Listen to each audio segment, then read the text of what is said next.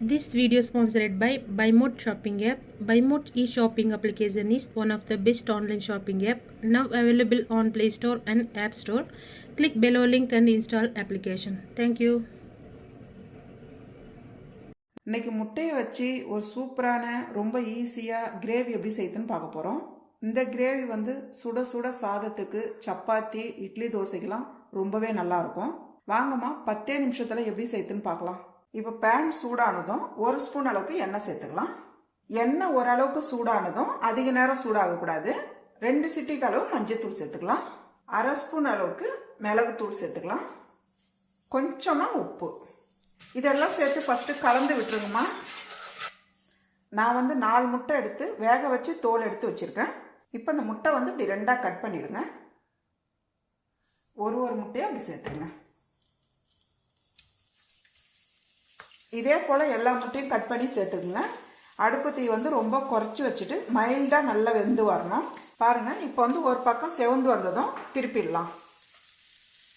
இதை போல் திருப்பிடுங்க. இப்போ இந்த பக்கமும் கொஞ்ச நேரம் நல்லா வெந்து வரட்டும். அவ்வளோதான். இப்போ ஒரு பிளேட்டில் நம்ம எடுத்து வச்சுக்கலாம். இப்போ அதே பேனில் 3 ஸ்பூன் அளவுக்கு எண்ணெய் சேர்த்துக்கலாம். எண்ணெய் சூடானதும் கொஞ்சமாக ஜீரகம் சேர்த்துடலாம். கூடவே 3 பச்சை மிளகா 4ஆக கட் பண்ணி வச்சுருக்கேன், இதையும் சேர்த்துக்கலாம். 3 பெரிய வெங்காயம் பொடியாக நறுக்குனது, இதையும் சேர்த்துக்கலாம். கொஞ்சமாக கருவேப்பிலை இதெல்லாம் சேர்த்து கொஞ்ச நேரம் நல்லா வதக்கிடுங்க. பாருங்கள், வெங்காயம் இந்த அளவுக்கு நல்லா வதங்கி வரும்போது கூடவே 2 ஸ்பூனு இஞ்சி பூண்டு பேஸ்ட்டு சேர்த்துக்கலாம். பொடியாக நறுக்குன ஒரு தக்காளி, 2 தக்காளி பேஸ்ட் பண்ணி வச்சுருக்கேன், இதையும் சேர்த்துக்கலாம். பேஸ்ட் எதுக்கு பண்ணி வைக்கிறேன்னா நமக்கு கிரேவி நல்லா திக்காக கொஞ்சம் அதிகமாக இருக்கும். இதை சேர்த்துக்கலாம். தக்காளியோட பச்சை வாசனை தெரியக்கூடாது, அந்த அளவுக்கு வதக்கிடுங்க. பாருங்கள், தக்காளி பேஸ்ட்டெல்லாம் சேர்த்து இந்த அளவுக்கு நல்லா வதங்கி வரணும். கூடவே கொஞ்சமாக கொத்தமல்லி. அடுப்பு தீ குறைச்சி வச்சுக்கோங்க. இந்த டைமில் நம்ம மசாலா சேர்த்துக்கலாம்.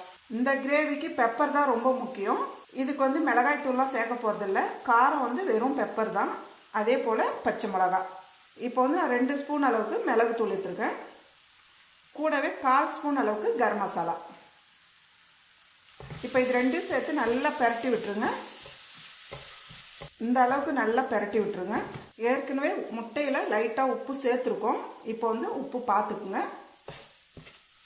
நான் 1/2 கப்பு தண்ணி சேர்த்துக்கிறேன். தண்ணி அதிகமாக இருக்கக்கூடாது, நல்லா திக்காக தான் இருக்கணும். நல்லா கிளறி விட்டுட்டு உப்பு காரம் பார்த்துட்டு ஒரு 5 நிமிஷம் மூடி வைக்கலாம். அதிக நேரம் தேவையில்லை. இப்போ மீடியமான தீயில் ஒரு 5 நிமிஷம் மூடி வைக்கலாம்.